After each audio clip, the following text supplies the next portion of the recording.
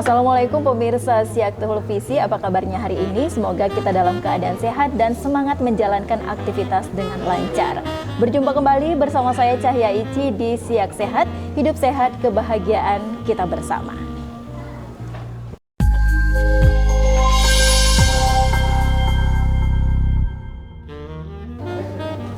Ya pemirsa, di Siak Sehat kali ini kita akan membahas topik penting yang mana ini sering sekali membuat cemas para wanita, yakni kista endometriosis. Nah, kenapa ini bisa terjadi dan apakah ini menyebabkan infertilitas? Telah hadir bersama kita dokter spesialis kandungan di Rumah Sakit Umum Daerah Tengku Rafian Kabupaten Siak, Dr. Rika Effendi, SPOG, subspesialis hormonal dan kesuburan. Ya dok, apa kabarnya hari ini dok? Ya alhamdulillah sehat, terima kasih. Nah hari ini kita bahas kista endometriosis. Ya, kista endometriosis kan atau memang awamnya disebut kista coklat. Kista coklat, Ya. Oke. Nah ini memang membuat cemas juga nih ya kan sama perempuan-perempuan nih, baik yang belum menikah ataupun yang sudah menikah dan melahirkan begitu dok. Nah dokter juga bisa jelaskan nih kista endometriosis ini apa dan kenapa ini bisa terjadi dokter? Ya, kista endometriosis ini sering disebut dengan kista coklat. Terjadi karena adanya salah satu teori retrograd menstruasi. Retrograd menstruasi adalah aliran balik darah menstruasi yang harusnya keluar melalui vagina, tetapi dia berbalik arah kembali lagi ke saluran tuba lalu akan spill ke organ-organ sekitarnya. Yaitu salah satunya adalah ovarium, bisa jadi rongga peritoneum atau rongga panggul di bagian dalam, atau bisa juga masuk ke dalam rahim. Jika terjadi implan endometriosis di dalam rahim namanya adenomiosis. Sedangkan tumbuhnya implan endometriosis di ovarium atau di indung telur namanya kista coklat atau kista endometriosis. Oke, nah ini kenapa nih bisa terjadi adanya kista coklat itu nih dok?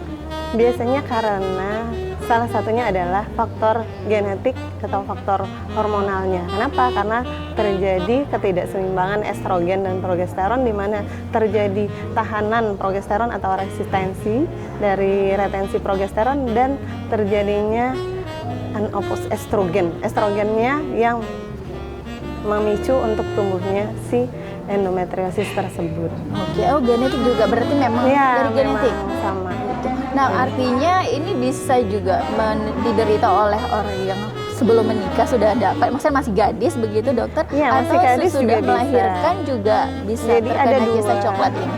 Ya, jadi ada dua faktor yang akan mempengaruhi. Yang satu adalah faktor gen, yang satu lagi adalah faktor lingkungan. Ketika kita udah punya predisposisi genetik untuk timbulnya suatu penyakit kista coklat atau kista endometriosis yang dipengaruhi oleh lingkungan seperti apa? Obesitas, gaya hidup pasif, dan dia tidak seimbang, itu akan memicu untuk terbentuknya si kista endometriosis tersebut. Makanya butuh lingkungan yang juga baik supaya kita bisa mencegah terbentuknya kista coklat.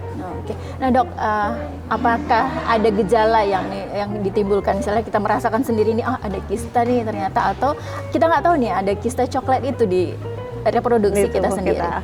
Jadi kista coklat itu dia ciri khas dengan keluhan nyeri. Nah, setiap kali menstruasi terjadilah perdarahan di dinding rahim yang akan memicu terjadinya si retrograd menstruasi tadi. Nah, jadi nyeri-nyeri pada saat menstruasi merupakan salah satu ciri khas dari si kista coklat atau kista endometriosis. Jadi jika terjadi nyeri, makanya segeralah periksakan ke dokter kandungan Anda. Kenapa? Karena nyeri yang normal itu adalah nyeri yang tidak mengganggu aktivitas. Ketika nyeri sudah mengganggu aktivitas, sudah membuat Anda merasa tidak nyaman, nah kita harus segerakan untuk kontrol ke dokter kandungan untuk evaluasi apakah ada kelainan di organ panggul atau organ reproduksi saya atau tidak. Nah biasanya nyeri yang dirasakan kalau kita kan lagi haid itu kan memang ada nyeri begitu Ya, kan. Nah ini nyeri sekali. yang seperti apa nih dok yang memang sangat mengkhawatirkan ini dok? Nah, nyeri itu kan terjadi karena adanya prostaglandin yang dihasilkan setiap kali kita menstruasi. Nah, implan-implan endometriosis juga akan menyebabkan nyeri. Kenapa? Karena dia akan mengganggu serabut saraf sehingga akan terpiculah suatu nyeri. Nah, nyeri yang akan mengganggu itu adalah nyeri yang telah menyebabkan kita tidak bisa beraktivitas atau mengganggu aktivitas kita sehari-hari. Jadi membuat kita tidak produktif. Nah, ketika kita masih bisa menahan keluhan nyeri, ya mungkin itu masih belum terlalu dikhawatirkan. Tetapi jika sudah mengganggu aktivitas, ya itu sebaiknya dikonsulkan ke dokter kandungannya. Kenapa? Karena tingkat nyeri seseorang juga berbeda. Ada orang yang bisa menahan nyeri, ada orang yang dengan skala nyeri yang sedikit itu dia sudah langsung membuat tidak nyaman gitu. Jadi skala nyeri itu kan kalau kita skalakan sih sebenarnya mulai dari angka 0 gitu ya. Nah, rata-rata biasanya skala nyeri 1, 2 itu masih minimal. 3 ke 4 ya udah agak nyeri. 5 yang masih pertengahan gitu. Biasanya nyeri yang sudah ke skala 7 ke atas itu 7, 8, 9 itu sampai membuat orang ya harus istirahat total. Emang nggak bisa beraktivitas sama sekali. Gitu. Jadi ya kalau setiap bulannya seperti itu agak khawatir juga ya, harus dicek. Jauh lebih baik ketika kita konsul ke dokter kandungan untuk memastikan apakah ada kelainan di bagian organ kandungan atau tidak, daripada kita hanya berlarut-larut nyerinya sedikit ya udah ditahan aja, sedikit ditahan lagi, nanti ketika sudah tidak tertahankan datang ya ternyata ditemukan adanya kista endometriosis di salah satu ovarium atau bisa jadi keduanya. Oke. Nah dok, berarti ini kan juga cukup mengkhawatirkan, apalagi nih yang masih gadis atau yang belum menikah ini kan ketika kena itu.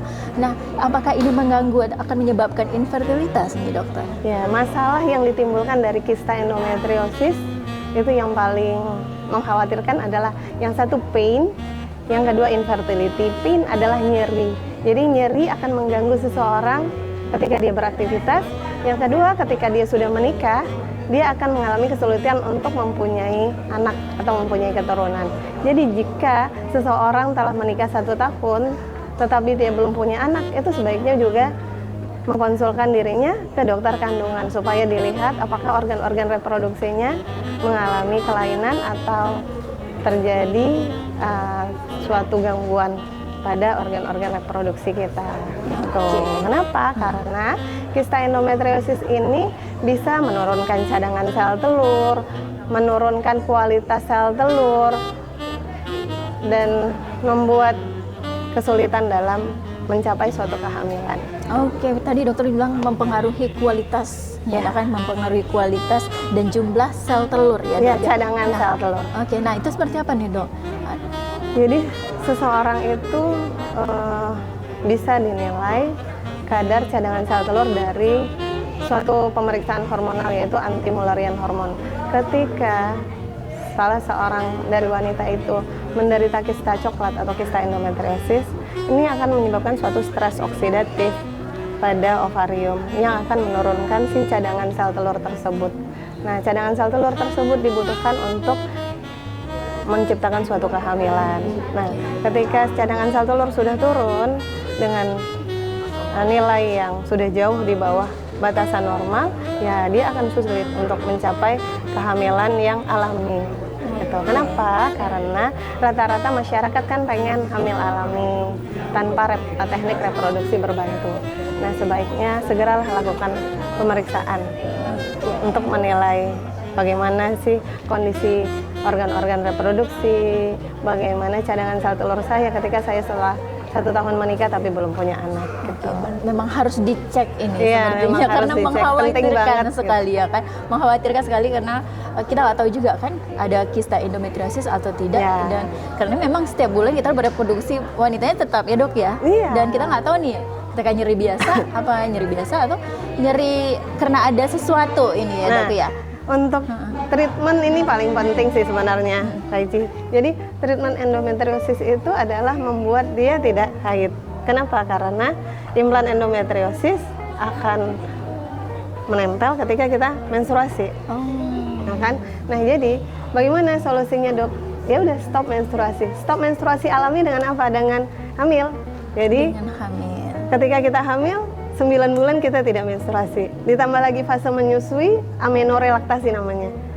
ketika haid terjadi pertumbuhan implan endometriosis di organ-organ selain endometrium. Jadi bisa di ovarium, bisa di dinding rahim, atau bisa di peritoneum atau organ-organ sekitaran panggul. Nah, ini akan menyebabkan nyeri yang pertama, yang kedua akan merusak kualitas sel telur dan bisa menurunkan cadangan sel telur, sehingga harus segera konsultasi ke dokter kandungan Anda. Iya, oke. Tentunya kista endometriosis ini sangat mengkhawatirkan sekali, khususnya Iya. untuk reproduksi wanita, nih, Benar Dok. sekali. Dan kita juga mau tahu nih bagaimana mencegahnya. Tapi nanti, Dok, kita jeda iklan dulu. Oke. Sesudah iklan ini nanti kita akan lanjutkan kembali setelah ini. Tetap di Siak Sehat, Hidup Sehat, kebahagiaan kita bersama.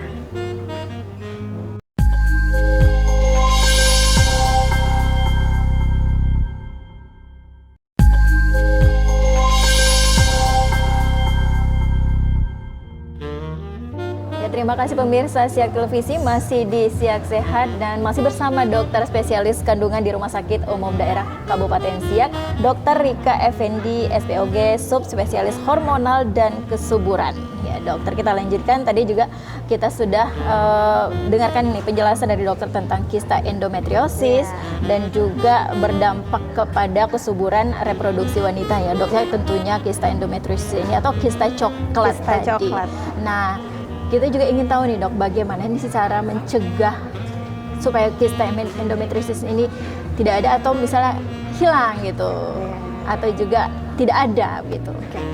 Cara pencegahan dari pertumbuhan kista endometriosis yaitu perbaiki lingkungan Anda. Bagaimana cara memperbaikinya? Ada 3 hal. Yang pertama, tidak obesitas, tidak kelebihan berat badan. Yang kedua, bergaya hidup aktif atau berolahraga setiap hari. Contohnya bagaimana? Nah, nanti kan ada orang yang banyak, gimana dok cara gaya hidup aktif? Saya kan sudah ngantar anak, membersihkan rumah, sudah berkeringat gitu ya. Itu kan beraktivitas. Nah, itu sudah kan ya? beraktivitas. Tapi ternyata beda. belum Ya, olahraga. jadi Oke. caranya adalah dengan berolahraga 30 menit per hari minimal, atau oh dok saya belum terbiasa nih 30 menit per hari. Berolahragalah 75 menit dalam waktu 3 hari. Jadi bisa dicicil-cicil nih nanti. Sehari 20 menit, hari ini 30 menit. Gitu. Yang penting setiap hari Yang penting ada setiap hari ada olahraganya, olahraga. setidaknya 20 menit ya dok ya. Ya, atau dalam 1 minggu 7 hari itu 150 menit. Misalnya hari ini aduh lupa nih olahraga, besok dilebihkan olahraganya. Yang penting dalam 1 minggu, dalam 7 hari itu ada 150 menit untuk berolahraga gitu. Cabang olahraga tidak ada membersihkan rumah, tidak ada ya. Jadi cabang olahraga itu adanya bisa berlari, bisa renang, bisa sepeda. Tapi ketika saya kan udah kerja dok, naik turun tangga, nggak ada cabang olahraga naik turun tangga juga gitu. Oke, baik, berarti memang harus olahraga dan merubah gaya hidup ya. Iya, Dok, ya? merubah gaya hidup. Dan yang terakhir adalah diet yang seimbang. Diet yang seimbang adalah diet yang memiliki kandungan 4 sehat 5 sempurna. Biasakan 5 sempurna dengan minum susu untuk menjaga kepadatan tulang, mencegah osteoporosis. Nah, lalu kita cukupkan berapa kalori, berapa protein, ya, jangan terlalu makanan yang berlemak-lemak, makanan fast food, makanan instan, makanan junk food. Nah itu dia susah nih dok. Biasanya nih gitu. apalagi nih perempuan-perempuan kita nih suka jajan dok. Nah Iya. itu gimana tuh dok? Iya, memang Atau periodnya harus dikurangi atau memang seperti harus apa? dikurangi makanan-makanan yang tidak sehat gitu. Tapi bolehlah dok ya, sekali-sekali ya. Itu namanya cheating. Gitu. Iya. Jadi ketika Anda ingin hidup sehat, perbanyaklah makan sayur-sayuran, buah-buahan. Oh ganti jajannya dengan sayur-sayuran boleh, mungkin salad ya protein dok ya. yang rendah lemak Oke. gitu. Lebih banyak di lemak ikan itu, daging merah padat yang bebas lemak. Terus ada susu atau dairy low fat, olahan susu yang rendah lemak. Buah-buahan yang berwarna gelap, misalnya kayak anggur hitam, blueberry, raspberry, strawberry, buah naga kan. Tuh, terus banyak makan kacang-kacangan. Kacang-kacangan seperti kacang tanah boleh, kacang almond boleh, biji-bijian. Oke. Gitu. Nah dok, kan apabila kita sudah menderita nih, tadi kan sudah pencegahannya sudah nih dokter sampaikan. Apabila sudah menderita kista endometriosis ini, bagaimana nih pengobatannya nih dokter? Nah, pengobatannya adalah membuat suatu kondisi lingkungan yang hipoestrogen atau yang kadar estrogennya rendah karena apa? Dia dicetuskan oleh estrogen yang berlebihan. Bagaimana caranya?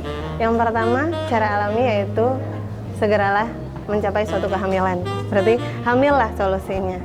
Kenapa? Karena selama 9 bulan kita tidak menstruasi karena kehamilannya, lalu disambung lagi 6 bulan kita menyusui ASI eksklusif juga tidak keluar menstruasi, jadi disebut juga dengan amenore laktasi, tidak terjadinya suatu menstruasi karena adanya hormon menyusui dalam tubuh wanita tersebut. Berarti udah 1,5 tahun nih tidak menstruasi. Nah, atau dengan pemberian obat-obatan hormonal supaya pasien tersebut diciptakan suatu kondisi yang rendah estrogen gitu. Dengan apa? Bisa jadi obat tablet, pil KB kombinasi, obat-obatan hormonal dalam bentuk GnRH, gonadotropin releasing hormon yang analog yang serupa dengan hormon yang diciptakan oleh tubuh kita sendiri yang dikeluarkan oleh otak. Tuh. Nah, jadi ketika kita menciptakan suatu kondisi tersebut, ya memang estrogen kita berkurang gitu. Nah, mungkin ada beberapa gejala yang akan ditimbulkan seperti apa? Mungkin kepadatan tulang kita mulai menurun. Kenapa? Karena defisit estrogennya kan kita kurang estrogen, atau kulit terasa lebih kering. Ya, tapi kan kita harus tetap memberikan treatment tersebut supaya kista endometriosisnya tidak bertambah berat. Jadi gimana? Ya ketika terasa kulit kering, mungkin pakai pelembab.